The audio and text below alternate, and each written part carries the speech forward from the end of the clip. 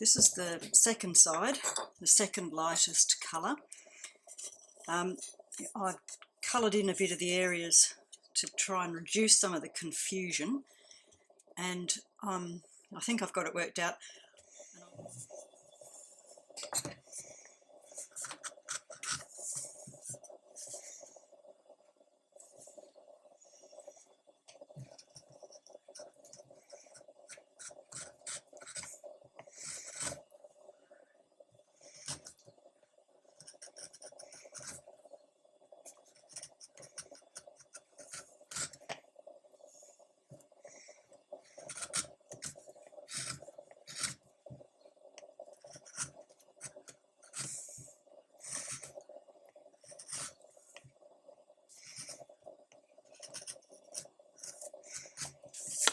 So by cutting this area away, I actually will be leaving the lighter colour behind.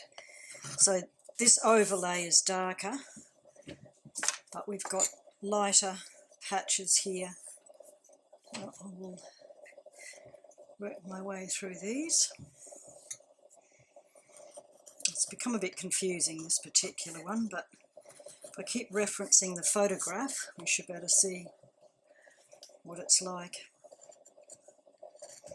And after all, it is clouds, so it's a little bit more, there's a little bit more artistic license available. You don't have to be absolutely rigid about getting it right.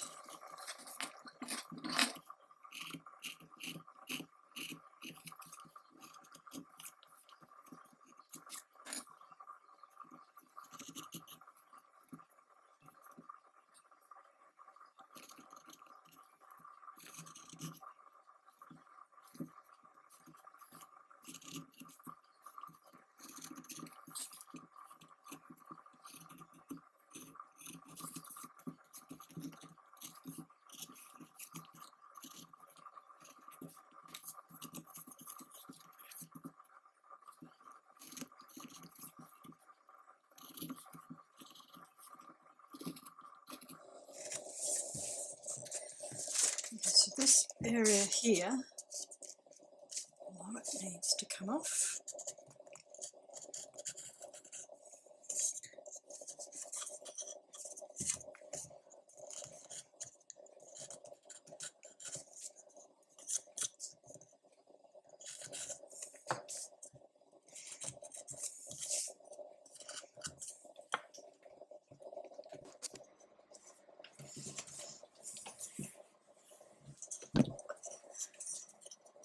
I've finished, as far as I can tell, carving this side.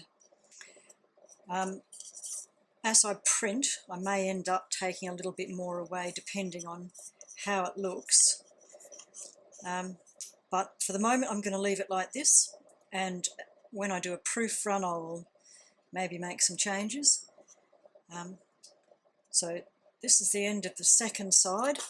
It's the first side, lighter, getting darker, and then this will be the darkest of the colours in the sky. So for now we'll leave it at that for today. So we're on to the third side. I'll be leaving this one uncut. And what I plan to do with this one is, because there are such big areas that have to be cut, leaving only smaller areas to print, I'm actually going to leave some of the block uncut in this area. So around here and around here. When I ink, that will be masked off, so that won't print. But if I carve all of this area, not only is it difficult to get it down deep enough to clean it, it also creates instability on the block, so it starts to flex as it goes underneath the press wheel. It's not such a problem if you're hand rubbing, of course, but it is still quite hard to get a clean area. So as long as you remember to put the tape over these areas, it's best to leave a section uncut. So I'll be inking this and this, but with one sweep up the roller with this mask. So I'll now go ahead and start carving some of this area. away, most of it away. It's quite a big one. This has got a lot carved away on it, this one.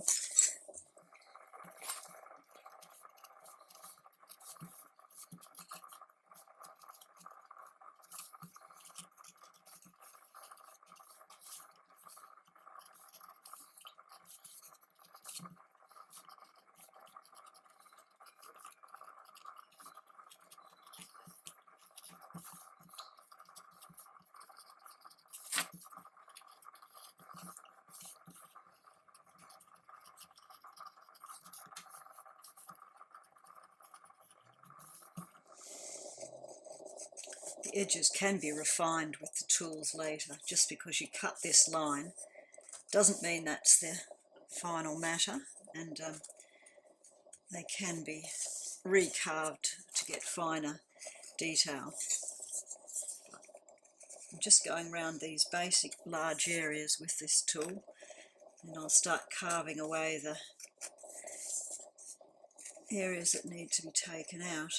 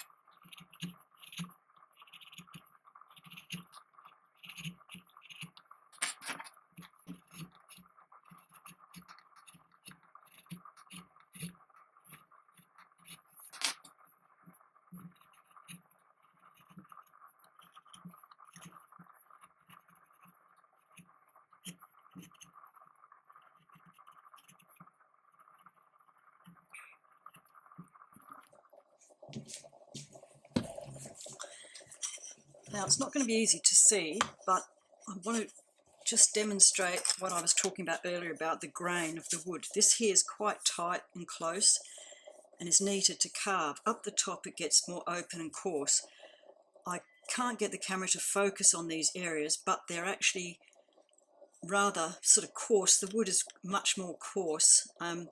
It's not as bad as some I've had, but it actually cuts in a more ragged way than what it does down below here, which makes it rather harder to get a nice clean cut on it.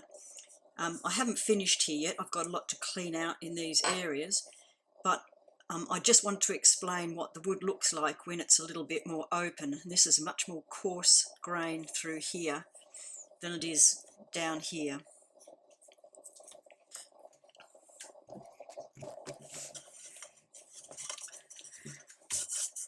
I finished carving the areas that I want taken off on the final side of the cloud block. I've left these two areas here for stability for the block. They will be masked and they won't show up when I actually ink. So I will now proceed to the final piece of carving for the moment, and that will be this, where I'll use some very fine tools. This will remain blank and this will become carved. Now, here's where we get to use our finest tool. And what I'll be doing is I will be putting a pale ink, yellow ochre or something like that, onto this side, that side, and when I carve away that and ink, this will be a darker yellow colour, darker grass colour. When you look closely, there's a mass of fine details which is nearly impossible to replicate, but what I'll do is carve away the long grasses so they will show up lighter and the remaining areas will be darker. So there's quite a number of paler areas that will be needing to be carved away here, which I'll do almost exclusively with this, so we get a very fine line detail. This is a really good tool, this tiny little tool for some really fine lines. Works exceptionally well when you've got a fine grain wood to carve into. If it's a bit coarse, it's a little harder to get a really good cut, but this is working quite well, and I'm going to work through and try and get as much fine detail in as possible, because even though in one way this is not the main feature of the print, it will add to what I want to show, the grass in front of a stormy background.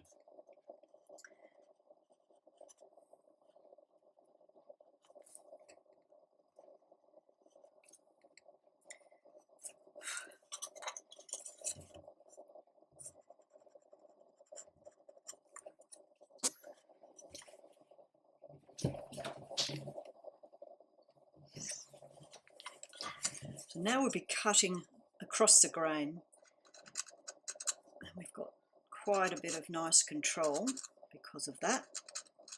So I'm going to try and put in as many lines as I can. What I've drawn is an indication. I'm not going to ever manage to replicate what I actually have in the photograph, and I don't really want to, but what I do want is to have a lot of fine detail at this, along this piece here. The grasses and the grass seed heads.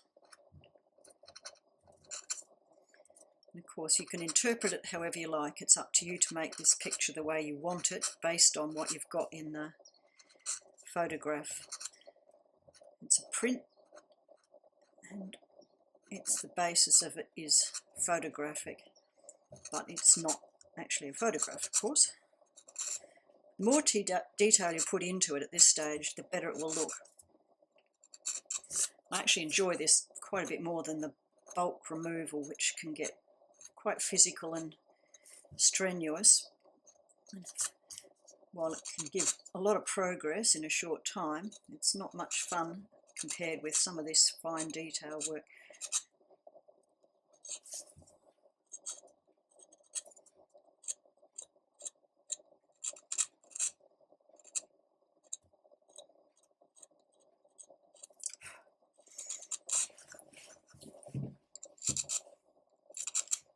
The principles of inking is you always start with the lightest coloured ink and work your way up to the darkest. So on this background I'll be, a fairly pale yellow ochre, even though in the photograph it looks quite dark. That's not what I want. I have another idea in my mind about what I actually want to have as the colours for this foreground, based on that sunlight shining on light areas of grasses, making them quite bright, with that fierce blue background of an approaching storm.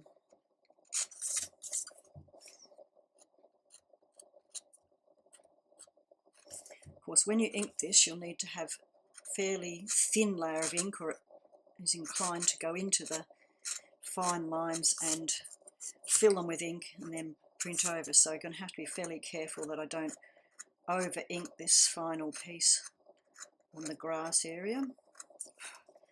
And then what shows up will be as much detail as we can get. It's not just about what you carve, it's about how you ink as well.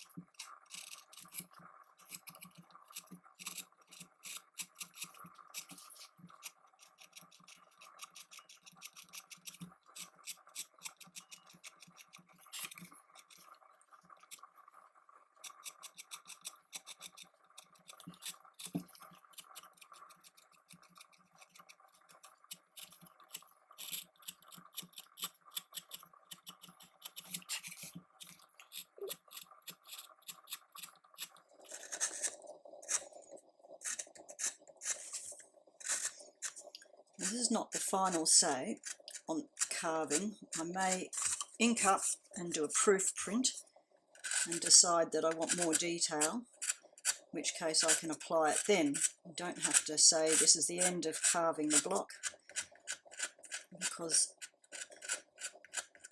if if you run a print through the press and you have a look at it and you think it needs more of this, then just go ahead and do it. Of course, that means that the print that you've run through, which is generally a proof, isn't something that you will necessarily use for an addition.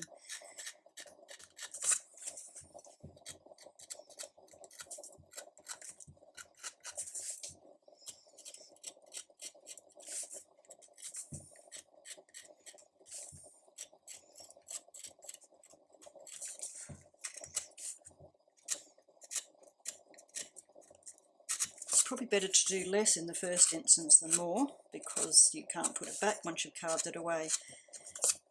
If you do less, then you can take more off later.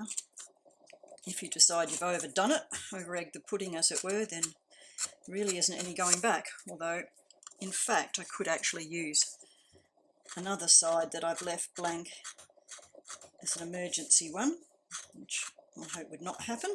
But if you're not happy with what you've carved, I have two blank sides in reserve that I can actually do something with. I decided that was needed. You also might consider a third colour on this if I decide that two colours is a bit flat, if it's a bit lacking in detail or depth, then a third colour could be introduced with some other details somewhere down the track. And at the moment I'm pretty happy with just the one, but that is an option for a variation a little bit later, same as the blank sky is an option for more different cloud types, different sky types for the same block. Okay, I think I'm done for the moment. It's pretty hard to see because it's very fine, and more detail will show up when it's print. But we come to the end of the carving, and I will be moving on to the really fun bit, which is inking the block and running the print through the press.